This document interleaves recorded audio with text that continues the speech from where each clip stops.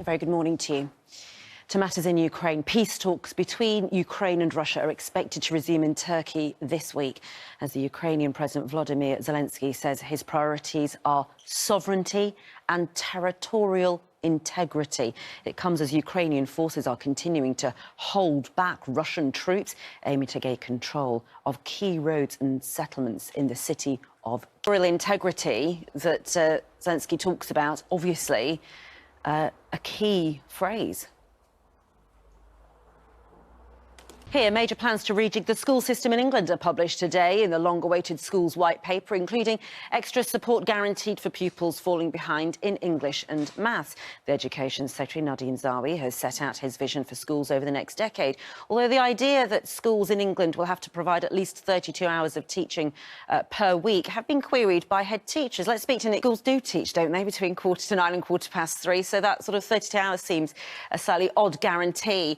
But I'm reading this morning that the academies, and you're at one this morning, the idea of academies really increasing the control and the running of schools is something that Nadine Zahawi is very, very keen on, isn't he? We're asking some of those questions to the Education Secretary, Nadine Zahawi, who's on the programme after 8 o'clock this morning.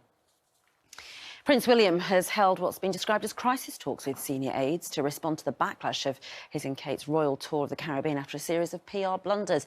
The Cambridges were accused of being tone deaf and actively paying homage to Britain's colonial past. Hours before boarding their flight back to the UK, Prince William released an unprecedented end-of-tour statement about the future of the Commonwealth. That's something that they would have hoped for, but Prince William's really sort of facing it, isn't he?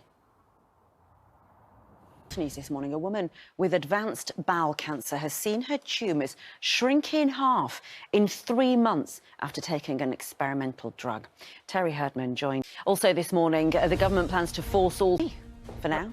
Yeah, for now, Ranvir. Just for now. Don't go away. I'm not. Jada Pinkett having lots of boyfriends at the BAFTAs. Yeah. And she said Will Smith's best performance so far has been being OK with her boyfriends, right? If she had made that joke, because if she's making an off-colour joke about their private life, G.I. Jane, you know, they're comedians, aren't they? Rebel Wilson, Chris Rock, you know, they do this sort of thing. Would he have gone up and slapped Rebel Wilson? Of course not. That's my question. Man to man, right? I think we know he wouldn't have done. But that's interesting, though, isn't it? In the sense that if it's a red line... Well, you're talking about visceral... You're talking about visceral human emotions and visceral humanity. But you have...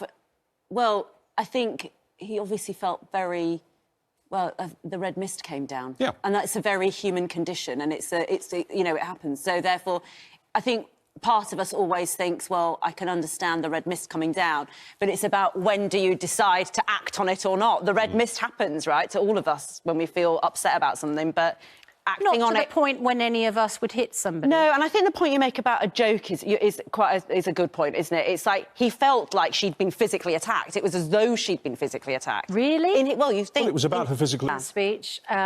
Good morning. To other matters, peace talks between Ukraine...